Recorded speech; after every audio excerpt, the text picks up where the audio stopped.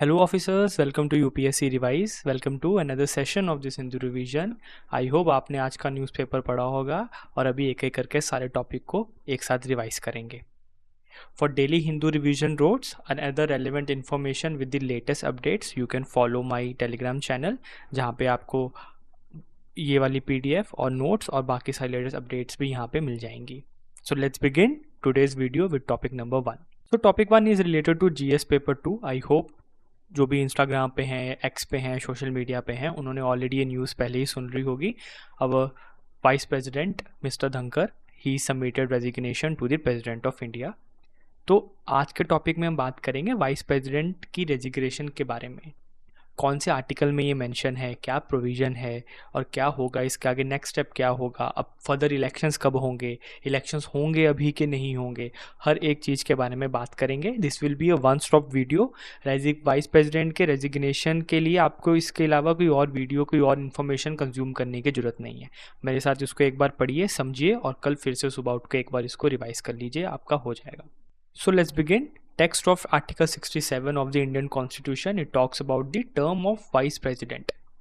Vice president की जो term है उसके बारे में बात करता है. कौन सा? Article number 67. अब आर्टिकल नंबर 67 इंपॉर्टेंट रहेगा आपको याद करने के लिए बिकॉज ये न्यूज़ में था.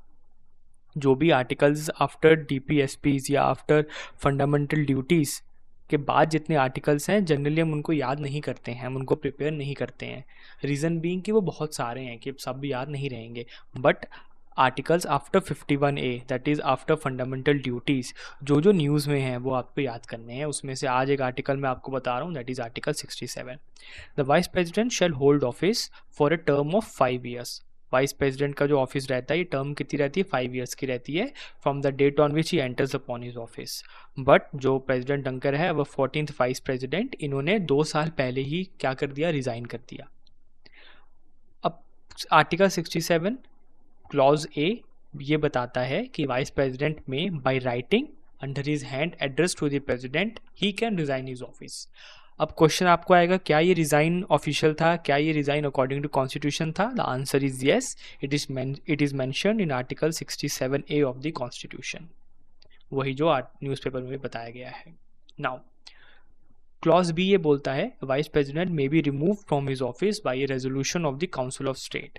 कि एक तो हो गया भाई वाइस प्रेसिडेंट खुद ने रिज़ाइन कर दिया, दूसरा है वाइस प्रेसिडेंट को हम रिमूव भी कर सकते हैं. अब ये कैसे होगा? By a resolution, by passing a resolution in the Rajya Sabha, and that should be passed by a majority of all the then members of the council and agreed by the Lok Sabha. So all the members present and voting वो इस resolution को पास करेंगे and that resolution should be accepted by the Lok Sabha.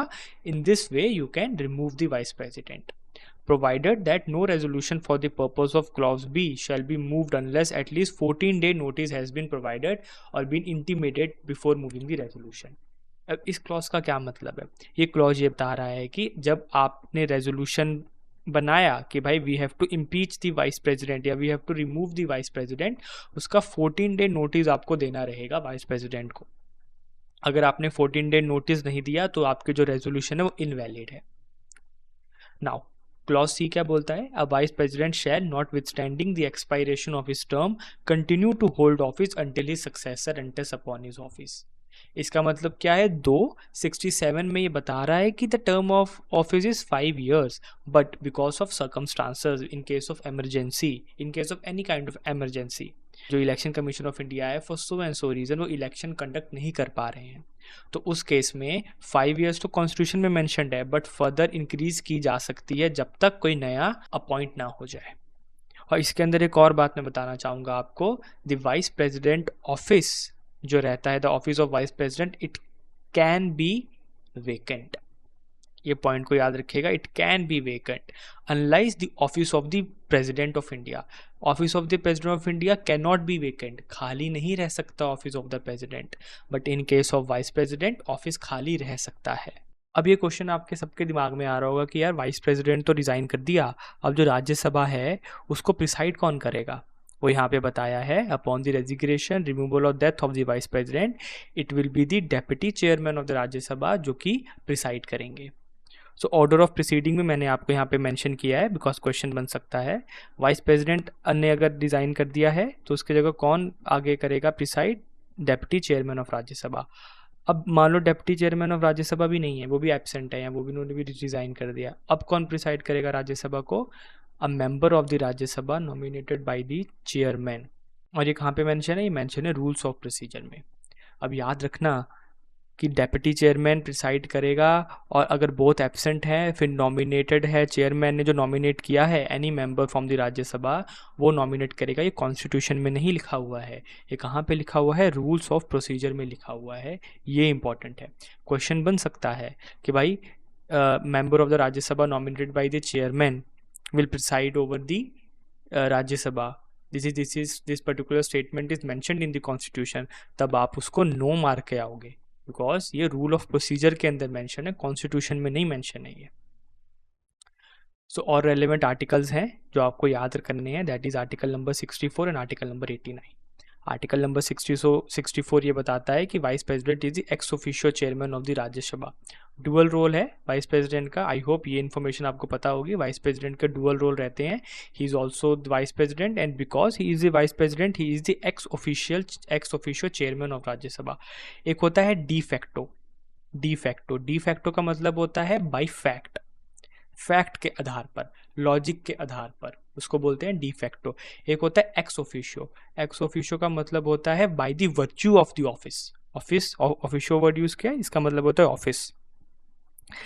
Ex officio का मतलब होता है by the virtue of the office, क्योंकि वो ऑफिस में हैं, क्योंकि he is the vice president, क्योंकि he is the vice president, तो इस वजह से he will be the chairman of the Rajya Sabha. ना, ये उल्टा नहीं है, he is the chairman of Rajya Sabha इसलिए वो वाइस प्रेसिडेंट है, this is incorrect. He is vice president इसलिए वो राज्यसभा के चेयरपर्सन है, this is the correct statement. Now article number 89, there shall be a deputy chairman of the Rajya Sabha. ये constitution में mention है, बट अगर दोनों ही नहीं है तो any member appointed by the chairman, he will basically preside over in case of the absence of both the chairman। और ये कहाँ पे mention है? It is mentioned in the rule of procedure and conduct of business। ये important है, ये याद रखना है आपको। Now moving on to topic number 2 which is also related to GS paper 2, that is Office of Comptroller and Auditor General of India। क्योंकि अभी monsoon session कल से स्टार्ट हुआ है और कॉम्प्ट्रोलर ऑडिटर जनरल ने अपनी जो रिपोर्ट है वो लेजिस्लेचर के सामने पेश की है, जिसके अंदर रेलवे के रिगार्डिंग उन्होंने अपनी जो है रिपोर्ट सबमिट की है। अब पूरी रिपोर्ट के अंदर नहीं जाना है, this is not something we should worry about, this is something the government should worry about, but आपको जो याद रखना है that is the office of CAG which is of pivotal importance, because BR Ambedkar ने भी ये मेंशन किया था, office of CAG is the most important office in the constitution of India. The reason being, it ensures accountability, it ensures transparency in the constitution as well as in the government। अगर अपनों को government के अंदर accountability और transparency ensure करनी है, the office of CAG is very important, set by none other than BR Ambedkar. Now, the Office of Comptroller and Auditor General of India, it is a constitutional authority or a body which was established under Article 148। ये आपको याद रखना है। आज की video जो है वो काफ़ी आर्टिकल हैवी हो रही है, इसलिए इसको मैं फिर से बोलूँगा। Article 51A that is after fundamental duties, जो भी आर्टिकल न्यूज़ में आ रहे हैं आपको याद करने ही पड़ेंगे, there is no other solution for it, करने ही पड़ेंगे।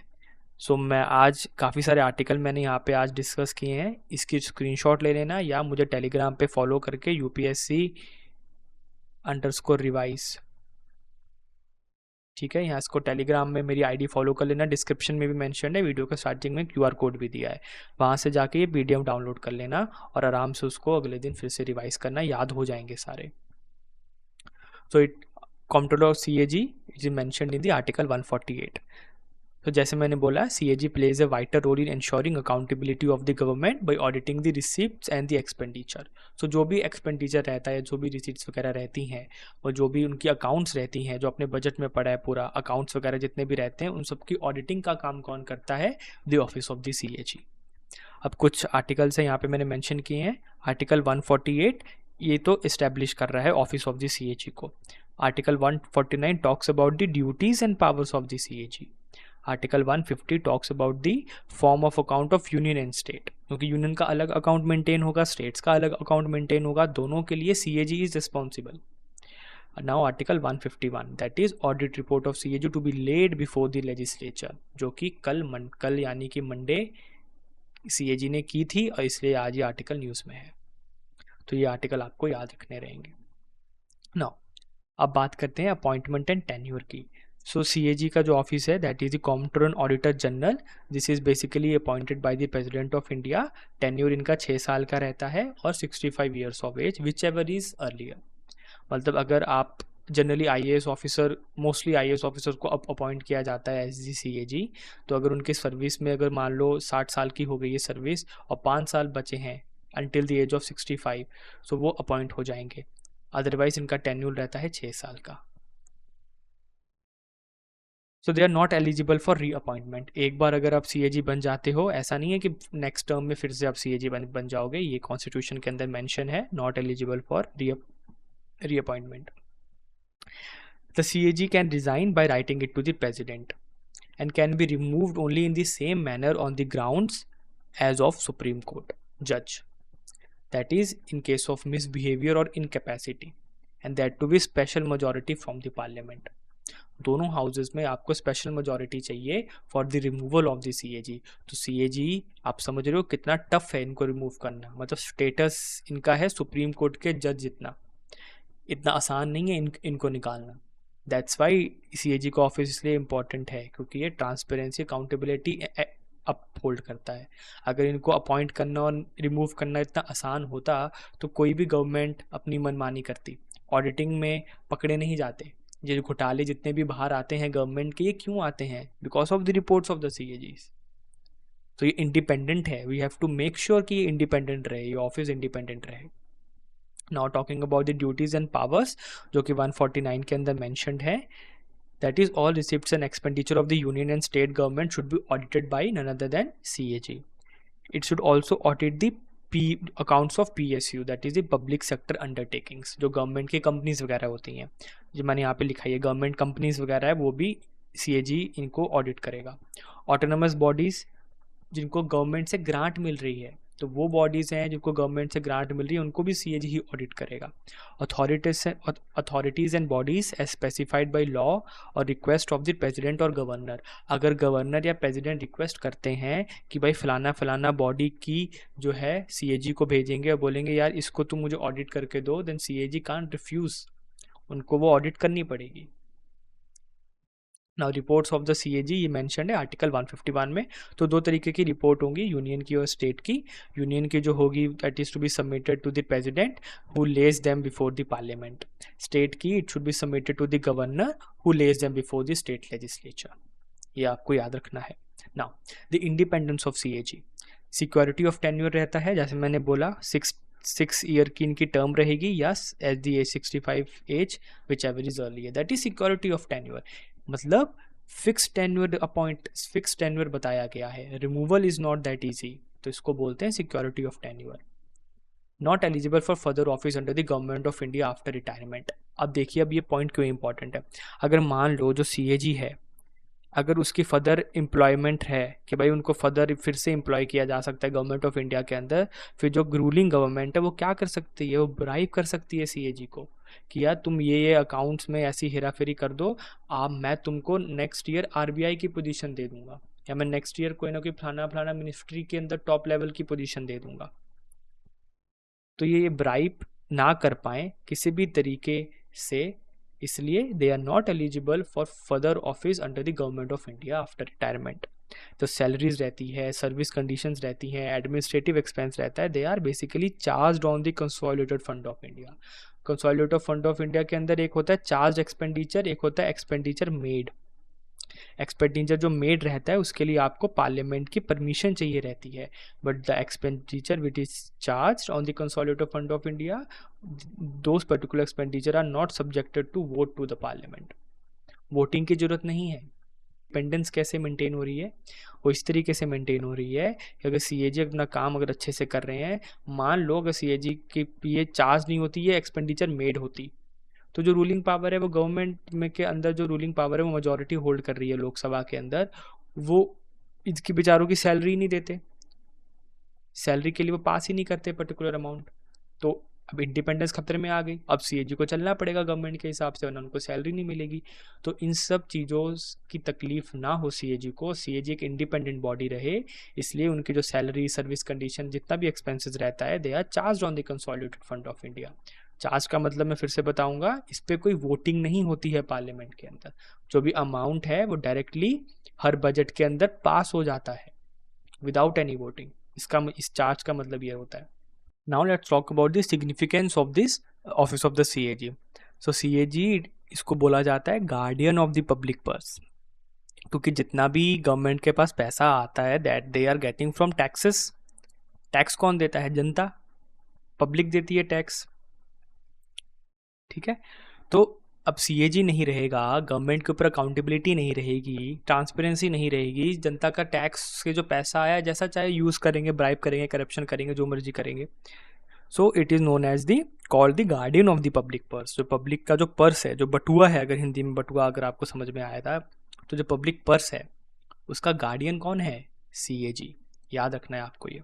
फर्दर जैसे मैंने बताया, it ensures transparency, efficiency and accountability in the use of public funds. Audits help parliament and state legislature exercise financial control. और last but not the least, जो famous quote है B are Ambedkar का, पहले बता चुका हूँ, CAG shall be the most important office under the constitution of India. ये सारी चीज़ें हैं जो आपको याद रखनी है, ठीक है। This is the office of the CAG, जो आपको पता होना चाहिए। Now moving on to topic number 3 which is related to GS paper 3 about the new income tax bill of 2025।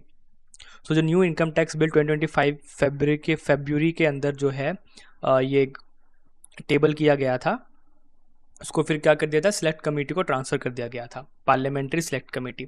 तो पार्लियामेंट्री कमेटीज़ के बारे में थोड़ा सा आपको इन्फॉर्मेशन दूंगा। पार्लियामेंट्री कमेटीज़ क्या होती हैं? दो टाइप की पार्लियामेंट्री कमेटी होती हैं, एक होती है एडहॉक कमेटी, एक होती है स्टैंडिंग कमेटी, ठीक है। एडहॉक कमेटी क्या होती है? These are temporary in nature, और स्टैंडिंग कमेटी क्या होती है? काइंड ऑफ परमानेंट होता है इनका nature as compared to the adhocs. तो दो टाइप की पार्लियामेंट्री कमेटी होती है। अब पार्लियामेंट्री कमेटी क्या है? कुछ एमपीज को ग्रुप करके, क्लब करके एक छोटी सी कमेटी बनाई जाती है, ताकि जो डिसीजंस वगैरह है वो इफेक्टिवली और फास्टली लिए जा सके, ठीक है। सो पार्लियामेंट्री सिलेक्ट कमेटी को ये गया था बिल, और उन्होंने वो ये बोला है कि they will basically retain the provisions of the bill, जो कि ये एम्पावर करता है टैक्स ऑफिशियल्स को to access even forcibly if necessary the social media accounts and private emails and chats of the individuals who are under scrutiny। तो जो bill था, जो टैक्स था, जो न्यू इनकम टैक्स बिल था, इसको काफ़ी स्क्रूटनी मिली थी, काफ़ी क्रिटिसिज्म मिला था इसको, कि यार ये तो भाई प्राइवेसी को कर रहा है या प्राइवेसी को वायलेट कर रहा है, ठीक है, ये फलाना ढिमकाना कर रहा है। बट अब जब ये पार्लियामेंट्री सेलेक्ट कमेटी के पास गया, उन्होंने अपनी जो रिपोर्ट आज सबमिट की है पार्लियामेंट को, उसके अंदर उन्होंने जितना भी प्रोविजंस थे इस न्यू लॉ के, उसको रिटेन किया है। अब प्रोविजंस पढ़ते हैं क्या क्या थे इस लॉ के। The bill expand the scope of powers given to the tax officials during the search and seizure operation. अब ये इंपॉर्टेंट है आपके लिए कि जो पावर एक्सपैंड हुई है, नो डाउट टैक्स ऑफिशियल की पावर एक्सपैंड की गई है, but search and seizure operation के वक्त जो पावर्स होती है उसको एक्सपैंड किया गया है। तो जो ईमेल्स हैं, बुक ऑफ अकाउंट्स हैं, इन्फॉर्मेशन है मेंटेन डिजिटली और स्टोर्ड इलेक्ट्रॉनिकली। अब इस न्यू लॉ के अंदर ये बताया गया था कि assistance should be provided to the tax officials, for example in case of accessing the code और द कंप्यूटर सिस्टम्स। पहले क्या, एक्यूज जो थे वो विदहोल्ड करते थे ये सारी इन्फॉर्मेशन, बट अभी ये लॉ में बोला गया है कि this is under the power of the tax official during search and seize operations that the accused have to provide all this information. जैसे मैंने बताया, सिलेक्ट कमेटी मैंने आपको बता चुका हूँ, it is a type of parliamentary committee as per the rules procedures of Lok Sabha and Rajya Sabha, form to examine the details of a particular bill और matter, ठीक है। टेम्परेरी रहती है, डिजॉल्व हो जाती है after it submitted report submit करने के बाद ये डिजॉल्व हो जाती है। और अगेन सिलेक्ट कमेटी हो गया, ये सब हो गया, ये कहाँ पे मेंशन्ड है? ये कॉन्स्टिट्यूशन के अंदर नहीं मेंशन्ड है, तो इसलिए ये कंफ्यूज मत कर देना कि यार ये तो सब मैं पढ़ा रहा हूँ पॉलिटी के बाद, हर चीज़ कॉन्स्टिट्यूशन के अंदर मेंशन्ड होगी, नहीं। मैंने इसलिए यहाँ पे साफ साफ लिखा है, this is as per the rules of procedure of Lok Sabha and Rajya Sabha. आज 2 इन्फॉर्मेशन आपको मिली हैं जो कि as per the rules of procedure थी, ना कि कॉन्स्टिट्यूशन के अंदर मेंशन थी, तो इसका खास ध्यान रखना है आपको। Now moving on to topic number 4 which is related to the GIFT city. IAS officer Sanjay Kaul will be taking the charge as a managing director of the GIFT city, इसलिए गिफ्ट सिटी इंपॉर्टेंट हो जाती है, इसके बारे में पढ़ना पड़ेगा। तो गिफ्ट सिटी क्या है? It is Gujarat international finance tech city, ये इसका फुल फॉर्म है।